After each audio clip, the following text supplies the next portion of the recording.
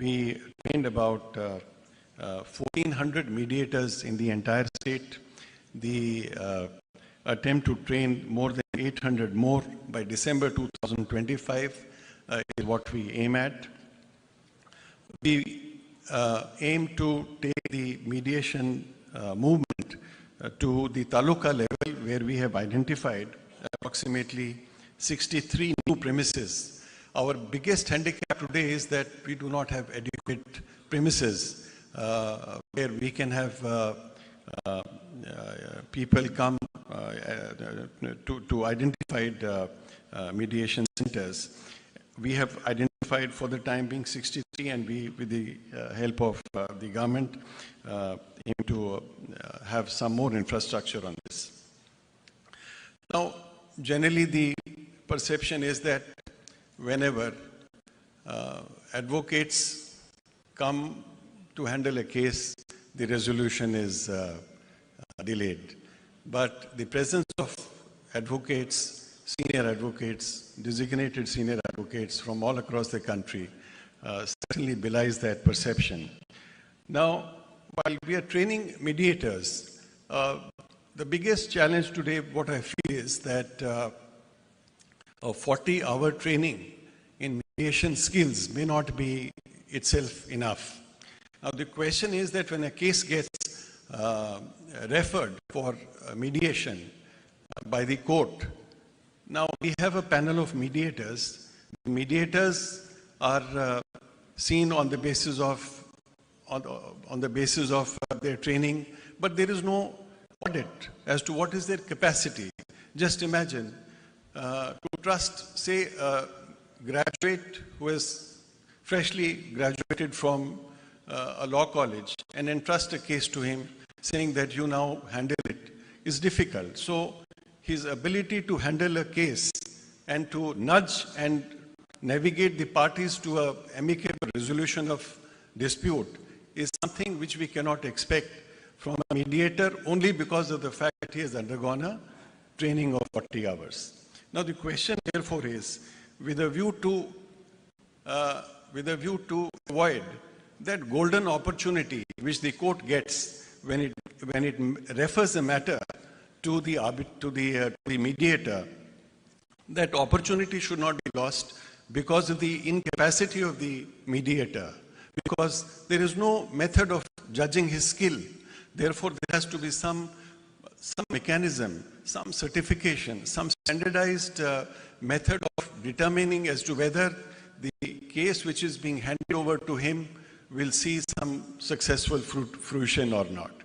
That is one aspect of training and skill development, which is most important in my mind.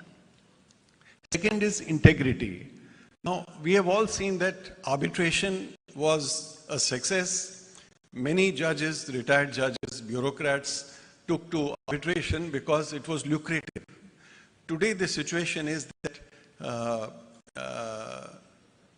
while we are seeing this as assuming a movement in the country under the able guidance and leadership of our honorable judges in the Supreme Court, we cannot permit everyone and anybody who volunteers to undergo the training and then come forward. As we've seen in the arbitration world, if there are honest arbitrators, there are also dishonest ones. If there is a demand for honest arbitrators, there is a greater demand for dishonest arbitrators, especially those appointed by, nominated by the parties. Therefore, some sort of a mechanism must be developed so that it is not a free-for-all.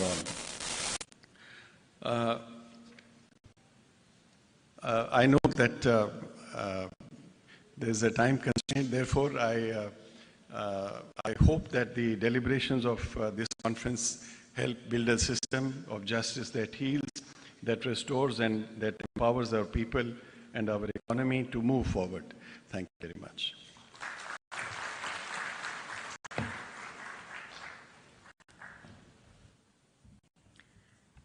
Thank you, Honorable Justice D.S. Thakur.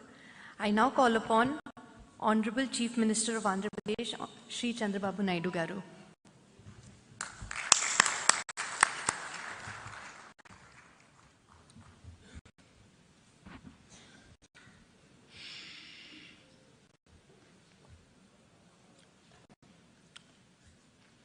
Honorable Justice Sri Suryakant garu, Honorable Justice Sri P.S. Narasimhan garu, Honorable Justice D.S. Thakur garu, Professor S. Surya Prakash garu, Vice Chancellor, Dr. Surya Raju garu, Secretary General, ACIAM, Honorable Judges, distinguished jurists, and friends. I am very happy to be here. Visakhapatnam is a beautiful city. Everybody will go to Hyderabad and stay there sometime. They want to settle there. Now Visakhapatnam, anybody will come. They will settle permanently in Visakhapatnam. That is the beauty of Visakhapatnam. Either hospitality or beaches or natural beauty, everything wonderful place. Apart from that place, from all these things, it is a very, very positive people. Recently, Visakhapatnam is rated one of the most safest place for women protection. That is very interesting comment. I want to make it here. Not only women's safety, even men's safety also, this is the best place. I am very happy to be here because the judiciary is a key pillar of our constitution, protecting democracy and the rule of law. India's judicial system is known for its credibility, transparency, and strong commitment to justice. While there may be some delays at times, justice is always delivered. Every common man is having hope. Ultimately, I will get justice. That is the beauty of our justice. I am proud of it. The people of India have immense faith in our judiciary, not just as an institution of law, but a pillar of justice, fairness, and constitutional values. It is seen as the finest guardian of rights, a protector of common citizen, and a symbol of the rule of law in our democracy. Here, I wanted to make a comment. I have seen India for the last, as a policy maker, I entered to politics in 1978, first time MLA. After that, 1980, I became Minister. 95, I became Chief Minister. I have seen India. Today, if you see, India has taken bold reforms. 1991, economic reforms. Mid-90s, IT revolution. Indians took advantage, first more advantage. God is very kind. India is blessed with demographic dividend. Now slowly we are losing that advantage in South India. Now North India still there is an advantage. With all these factors, we are having a very strong leader also at center. That is Narendra Modi ji. If you see 11 years back, 11th economy, largest economy. Today, 4th largest economy. Next year, we are going to become 3rd largest economy. And at the same time, there are predictions by Ernst & Young. By 2038, we will become 2nd largest economy in the world. I don't have any doubt about it. And also 2047, India will be number 1 economy globally. It is going to happen because of our inherent strengths. If you see here some of the reforms, I have seen tax reforms, CST, VAT, GST, improved version of GST now, another reform. With all tax reforms, we are growing 6-7% now. There is a potential of growing 10% in the near future. If all these things will happen, then nobody can stop India moving forward. This is the situation we are all here now. At the same time, ADR and India's mediation culture. Just now, Vice Chancellor rightly mentioned, if you remember mythology, Krishna was the best mediator. But of course, mediation has failed. Ultimately, what happened. That is how things are happening. And also I have seen in my own experience, in villages, there are some respected elders to mediate so many disputes. I am personally witnessed. My father, he was not educated, but abundant common sense. More than 10 villages, they used to call him, they used to discuss, they used to address their problems. That is how mediation has helped in India. After that, we are all talking panchayats, how they have solved all problems. Today we are having more courts according to me. But earlier, to go to court, people used to feel shy. Litigation is the last resort. That is how they have to work in that direction. Today, technology has become a very big handy. Even virtual hearings are happening, e-filing, mobile case updates, multilingual tools. All these things are making more accessible and also transparent. Online dispute resolution platforms enable parties to resolve conflicts from anywhere in the world seamlessly. Artificial intelligence has come. We have to use it discreetly, otherwise we will have a problem. And also blockchain has come. Even in blockchain, transparent proof and also enforcement can be done globally. These are all various things are happening. So, I am very happy today we are all here. What we are doing, how to take forward with innovative ways. As the Vice Chancellor rightly mentioned, I am very happy if we can make Visakhapatnam one of the biggest centers better than Singapore. ADR center. Government of Andhra Pradesh is willing to contribute that ecosystem. I will be very happy for that. Friends and also Honorable Supreme Court judges and High Court judges, you are all watching. India is moving new technologies, high-tech. Now we are taking advantage of it. For the last 1 year, we are able to mobilize $100 billion investment to Andhra Pradesh.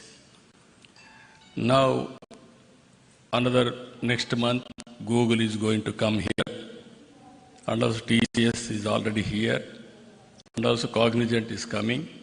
With all these things, what today India is having, data centers, Visakhapatnam is going to have more than what India is having total data centers capacity. That is going to happen within 1 or 2 years' time.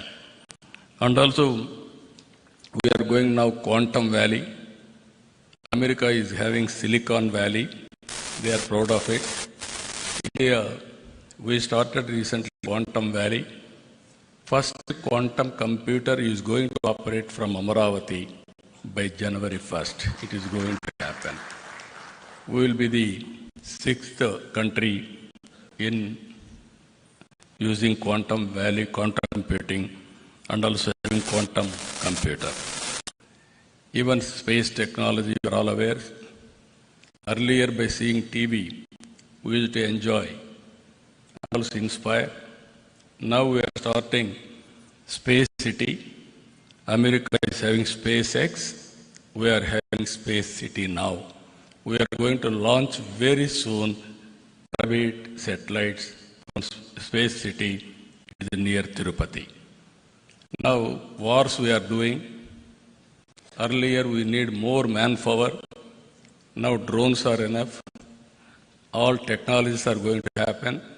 We are starting drone city in Kurnool now for civilian applications and also defense applications. Electronic city, aerospace, these are all some of the areas we are going. Now what I wanted to emphasize here, we have to think alternative mechanisms also. Even in this, what I am requesting these organizers, and also under the guidance of Supreme Court, also Honorable Justice, our Surikant Garu, they had to, and also Narasimhan Garu, you have to guide alternative methods. Even to establish courts, that is one way, but how to create a mechanism with alternative disputes redressal mechanism. Even technology, how to use it, how to go about innovatively, all these things, I am confident they will work it out. Ultimately, this is the time, I can say we are all very inspiring time we are living. One example I will tell you, in my government, no citizen can come to office. Around 700 services we are delivering through WhatsApp governance from his home. All data, historical data is available. We are capturing all the data with Government of India, Government of Andhra Pradesh, and also AI tools are available. Quantum computing is available. Real-time data we can collect through satellite, drone, CCTV camera, IoT, wearables, CCTV, all these things if you can collect, even through artificial intelligence, if you can apply, we can guide them real time. If with all these things are, that is where I am saying now, earlier we used to work very hard. Future is only how to work smart. I am very happy. Indians are going to service the global community. As of now, people are going there. In future, from anywhere in India, they are going to deliver services. If necessary, they can go and work physically. That is going to happen. In this regard, how to reduce disputes, how to make more support for economic growth. That is where we are going to see. One thing I want to make it very clear here. India is going to become globally number one country. Indians are going to become number one globally. We have to plan now 145 crore population. With this population, what type of society we need? Not only building rich, but we have to make how to bridge the gap between haves and have-nots. It is our response to provide better living standards for every citizen. It is possible if we can plan properly by politicians and also guide by judiciary properly. India will be the best place to live and also best country to lead the global community. With this, I am very happy what our friends are doing here. Ultimately, I am seeking always guidance from Supreme Court, judges, and also our Andhra Pradesh High Court for doing better things. With this, thank you, Anand.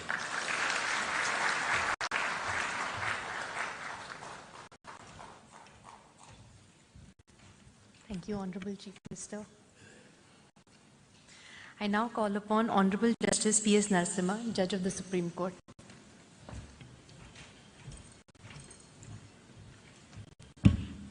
Very good morning to all of you. My esteemed elder brother, Justice Surya Kant, Honorable Chief Minister, Honorable Chief Justice, the two Vice Chancellors, Judges of the High Courts, President of SCORA, other dignitaries. Because of the time constraint, what I will do is, I will take a Passover. I'll promise to come back, but if I don't, I will leave you with just 3 points. 70 years after the independence, more than 70 years, we have pursued the resolution of disputes through adversarial litigation, which required finding of a fact. I think there's no doubt in our minds that this system didn't really work very well. The stakeholders were lawyers. So if we move to the system of mediation, the persons who will be doing the mediation substantially are also lawyers. So what position will you take as lawyers, having moved from adversarial litigation to that of a mediator?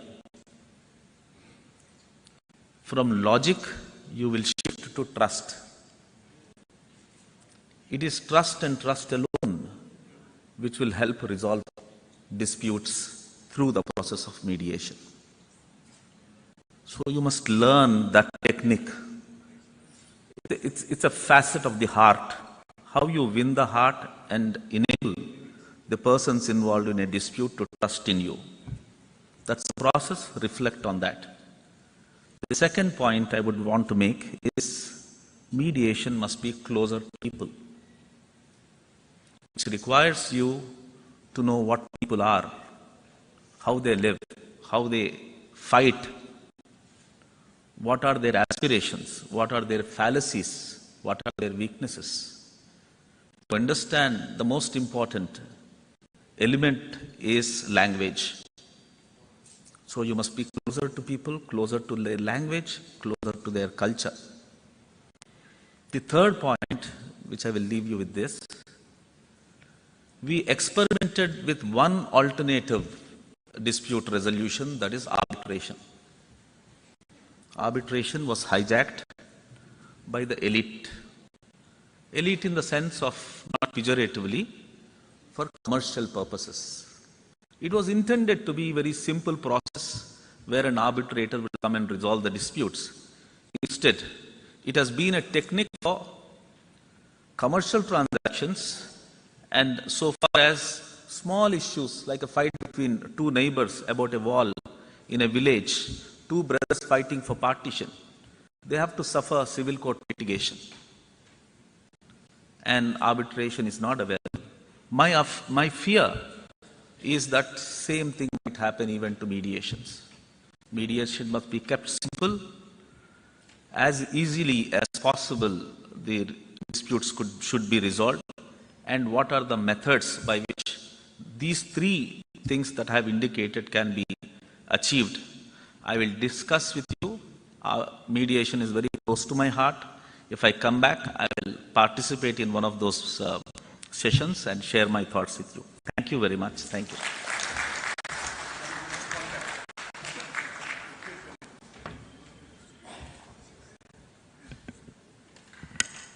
Thank you, Honorable Justice Narasimha. I now call upon Honorable Justice Surya Kant, Judge of the Supreme Court of India.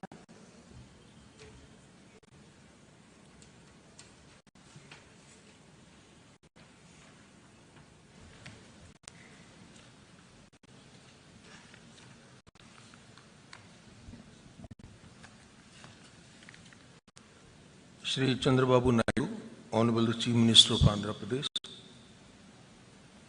my brother and esteemed colleague, Honorable Mr. Justice P.S. Narasimha, Judge Supreme Court of India, Justice D.S. Thakur, Honorable the Chief Justice, Andhra Pradesh High Court, Honorable Judges of various High Courts who are present here. We have among us Justice Nawaz from the Supreme Court of Sri Lanka. He is welcome here in this conference. Professor Dr. S. Surya Prakash, Vice Chancellor, NLIU Bhopal. Mr. Santan Krishnan, Life President of the Commonwealth Lawyers Association, and other office bearers of the CLA. Professor Surya Raju, Secretary General, ACIAM. Madam Chitra from the Trilegal.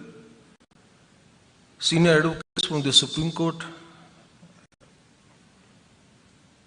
other members of the Supreme Court Bar and the Bar Association of Visakhapatnam and different parts of Andhra Pradesh, who are also graciously present here.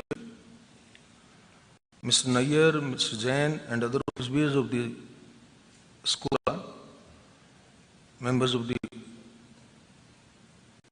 mediator community, and some of the very eminent mediators are present here. I know most of them by name, but because of the time constraint, I am not addressing them by name. We have among us Mr. Bharat, the local member of parliament.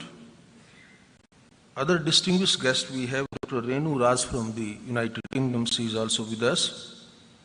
Distinguished guests, participants, and my dear friends from media. Stepping into this auditorium, one can sense the collective ambition, a gathering fueled not merely by words, but by a genuine resolve to reimagine the landscape of dispute resolution. Coming together, ACIAM, Trilegal and NLU Bhopal marks not a simple event, but a potential turning point where justice is no longer perceived as remote or intimidating, but as an accessible reality shaped by our own shared commitment.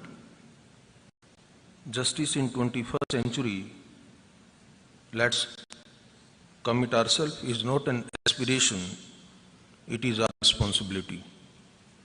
With this in mind, the theme of our conference resonates with great urgency and relevance.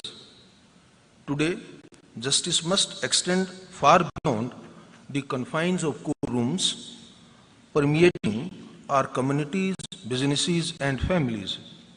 It is about reaching people where they are, making the principles of fairness and compassion tangible and attainable for all.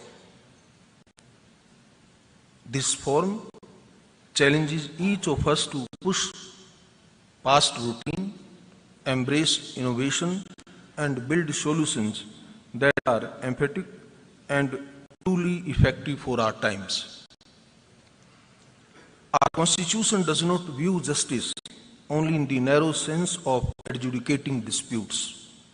It speaks of social, economic, and political justice as a guiding factor. While courts play an indispensable role in enforcing rights, true justice must go beyond judgments and decrees. It must reach people where they are, in a language they understand, and in a manner they trust. Mediation provides precisely this bridge. It ensures that the parties remain at the center of the process, that their voices are heard, and their dignity is respected. In this sense, mediation is not merely a legal mechanism, it is a constitutional value in action. As society and the economy evolve, so do the disputes. Today, we see conflicts in areas as diverse as intellectual property, cross-border trade, digital currency, cybercrime, family relations, international awards and their enforcement, environmental issues and concerns. If every such dispute is funneled into our already overburdened courts, the result will be delay, disillusionment, and a deepening sense of injustice. Mediation, therefore, offers us a different path, a path of creativity and consensus. It is flexible, faster, and allows customized solutions that courts, bound by strict procedures, may not always provide. For mediation to gain universal acceptance and become an integral part of our justice delivery system, the foundation must rest on a single non-negotiable element, and that element is trust. In the context of mediation, it flows from three critical sources. First, the integrity of the mediator. The entire process of mediation is built upon the confidence that parties repose in the mediator. Honorable Chief Minister pointed out how the old persons in the villages were being trusted and all the disputes were really left them to be resolved. It was only on account of the immense trust that the people had in them. They must believe that the mediator is impartial, independent, and competent. Integrity here is not merely a personal virtue, it is the bedrock of the process. If this perception falters, the process collapses. Second, the credibility of the institutions. Mediation cannot thrive in a vacuum. It requires robust institutional support to lend structure, consistency, and legitimacy to the process. Institutions like the one ACIAM serve as a custodians of quality and trust. In a world where disputes often carry significant economic and social stakes, institutional credibility reassures parties that mediation is not an informal compromise, but a structured, reliable, and enforceable method of dispute resolution mechanism. The third point, the support to be extended by the law. So, not only those 2 points which I have highlighted, unless there is a support by the law, the mediation may not be as successful as we perceive. For mediation to transition from an alternative to a mechanism as a mainstream method of dispute resolution, I believe it needs the backing of the law. And fortunately for us, we have the Mediation Act of 2023, marking a watershed moment by providing a clear statutory framework for both domestic and cross-border mediation, prescribing ethical obligations and giving enforceability to mediated settlement agreements. However, we should be clear that legislation by itself cannot transform culture. Laws can provide a foundation, but they must be animated by practice, sustained by institutions, and embraced by society. We must cultivate a legal ecosystem where mediation is seen not as a concession or a lesser form of justice, but as a superior process that empowers parties and preserves relationships. If courts represent the authority of justice, mediation represents its humanity. It restores agency to the parties, transforms conflict into cooperation, and turns adversaries into partners in resolution. In an age where speed and sensitivity matter as much as legality, mediation is not a luxury, it's a necessity. The question is no longer whether we can afford to mainstream mediation. Please mind my words. The question is no longer whether we can afford to mainstream mediation. The question is whether we can afford not to mediate on the first option. The second dimension of our discussion today is technology. The pandemic taught us that technology has ceased to be a peripheral tool.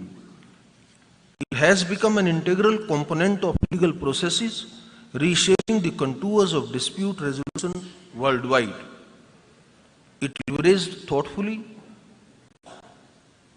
technology can be the great equalizer, removing physical, economic, and social barriers that have historically excluded large sections of our population from the formal justice systems. Technology allows a farmer in a remote village, a small entrepreneur in a Tier 2 city, or a homemaker facing a family dispute, all of them to participate in mediation without the expense of travel, without losing day of work, and without the intimidation of formal court proceedings. Digital mediation platforms, virtual hearings, and AI-assisted tools can bring the process of dispute resolution to the doorstep, or rather to the handheld device of every citizen. This is what inclusive justice truly means, the priceless justice that transcends geography, income, and social status. Not only domestically, but also in our increasingly interconnected world, where cross-border disputes are becoming more frequent, mediation emerges as a powerful tool for resolving conflicts quickly and collaboratively while preserving vital relationships across jurisdictions. The role of technology through online dispute resolution platforms, video conferencing, and digital document management enables the parties, separated by geography and legal systems, to engage meaningfully in mediation, overcoming traditional barriers of distance, cost, and time. By embracing technological innovation and strengthening institutional capacity, we can make dispute resolution more efficient, flexible, and just for the modern era. Yet, while we welcome these advances, we must also acknowledge the risk. Technology must be a bridge, not a barrier. If our systems are too complex, or they are connectivity dependent, we may end up excluding those who need access the most. Digital literacy and infrastructure gaps remain significant challenges, and every technological innovation must therefore be accompanied by capacity building initiatives such as simple, user-friendly platforms, multilingual interfaces, and community support systems. Another aspect that deserves attention is data security and confidentiality. It cannot be emphasized enough that mediation thrives on candor and trust. Parties disclose sensitive information with the assurance that it will not be misused. When these processes move online, the duty to protect their confidentiality becomes even more critical. Institutions and service providers must invest in robust cybersecurity frameworks, encryption protocols, and ethical guidelines to ensure that trust is never compromised in the digital space. Further, technology is not merely about digitizing the existing processes. It opens the door to new possibilities. AI-driven tools can assist mediators by generating objective summaries, analyzing patterns in disputes, or even suggesting possible settlement ranges based on prior data. And all these things, all without replacing the human element of empathy and discretion that lies at the heart of mediation. Similarly, online dispute resolution platforms can integrate language translation, voice-to-text features, and real-time documentation, making the process seamless and inclusive for parties across linguistic and cultural divides. Finally, let us remember that the ultimate object of technology in justice delivery is not efficiency alone, it is empowerment. It is to ensure that no person, regardless of where they live or what resources they possess, feels alienated from the promise of justice. Technology, if used ethically and inclusively can transform this aspiration into a lived reality. Let us ensure that every innovation moves us closer to that vision where justice is neither delayed nor denied and never distant. To the lawyers and students present here, let me say that with this emphasis, embrace mediation not as a challenge to your profession, but as an expansion of it. The lawyer of tomorrow will not only be an advocate in court, but also a facilitator of dialogue, a builder of consensus, and a protector of relationships. Mediation is not about diminishing advocacy. It is about redefining it for a new era of problem solving. The young mediators who train today will shape the justice system of tomorrow. This is not merely an opportunity, it is a responsibility, and I firmly hope and believe of you will take up it with sincerity and passion. Institutions like ACIAM, in partnership with academic centers and other stakeholders, will play a defining role in this transformation. They are not just training mediators, they are shaping the very architecture of justice in the 21st century. As I conclude, let me leave you with this thought, and my thought is, justice is not a fortress to be defended, it is a bridge to be built. The foundation must be anchored in constitutional values, supported by laws and institutions, strengthened by technology, and sustained by trust. Mediation is one such bridge that connects the letter of the law with the spirit of justice. Let's walk in together with confidence, creativity, and compassion. Thank you very much. Thank you very much for inviting. Jai Hind.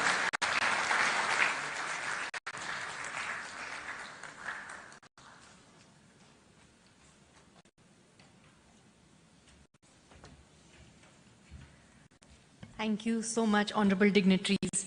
I think we've been enlightened how access to justice can be better through mediation and usage of tools such as learning the requirement of empathizing with not just the clients, with mediators, with lawyers, using AI but not abusing AI.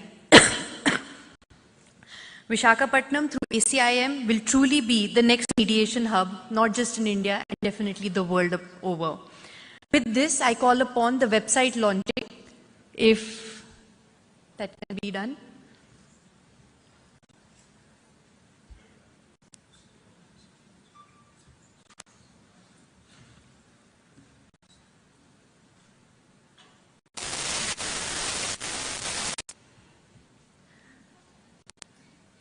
We'll proceed with this felicitation for the ceremony. I would like to call upon Advocate Abha Sharma to facilitate Honorable Justice Suryakant.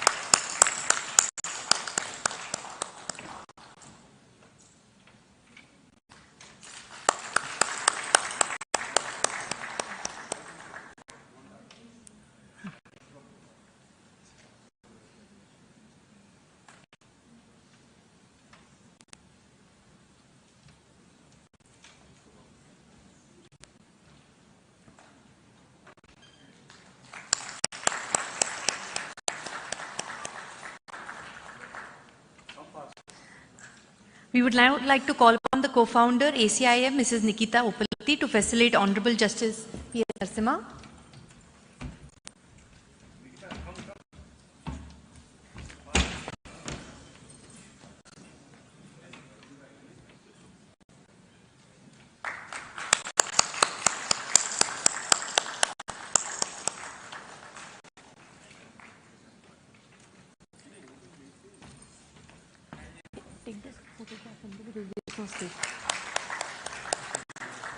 I would like to call upon Professor Dr. Surya Prakash to facilitate Honorable Shri Chandrababu Naidu.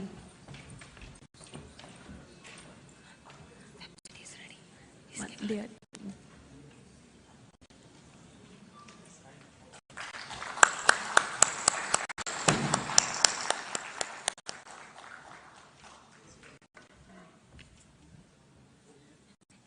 No, one second. I would request Mr. Vinay Ahuja of Mohan Law House to facilitate Honorable Mr. Justice Dheeraj Singh Thakur.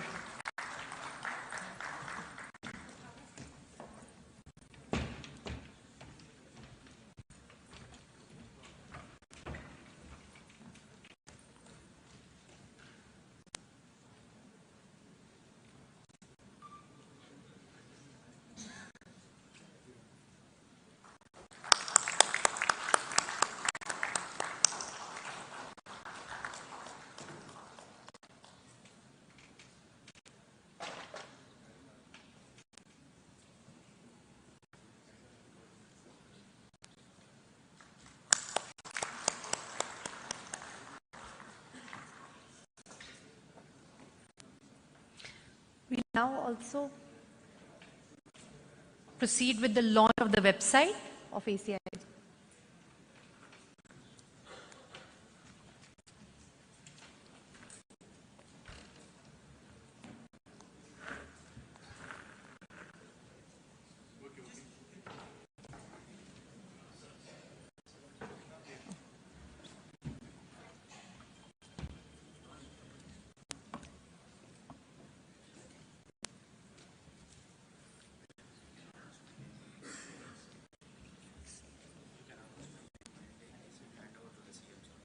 I call upon Vivek from ACIM to proceed with the launch of the website.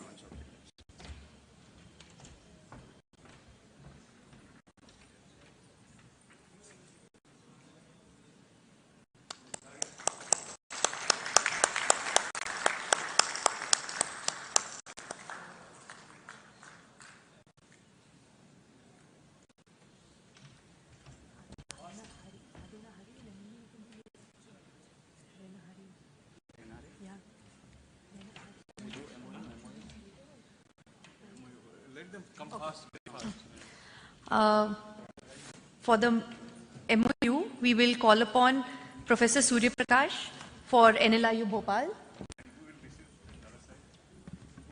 We call upon co-founder Surya Raj.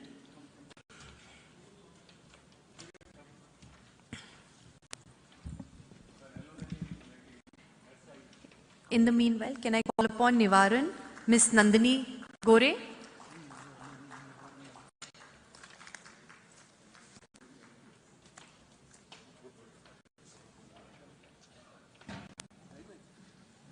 Ms. Nandini. They're already. Can I next call upon Ms. Shweta Rao from Fisher's Medical Ventures? Dr. Sirisha, Medici Hospital. Dr. S.P. Ravindran, NVP Law College. The representative for Farm Hazel Pharmaceuticals, Mr. Srinivas Ramanarayan from Trust.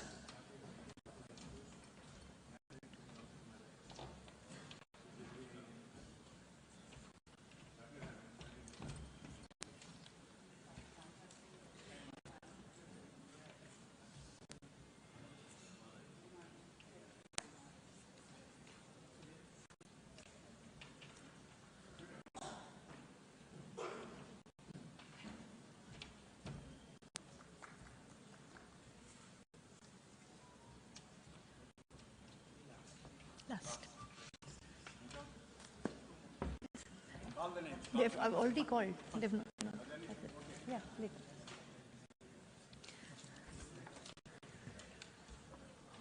Honorable dignitaries.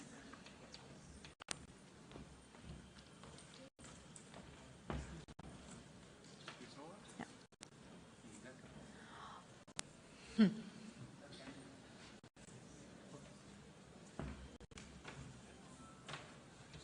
Ask all College Commissioner and touch it. Honorable dignitaries, thank you for your time. We'll end with the national anthem.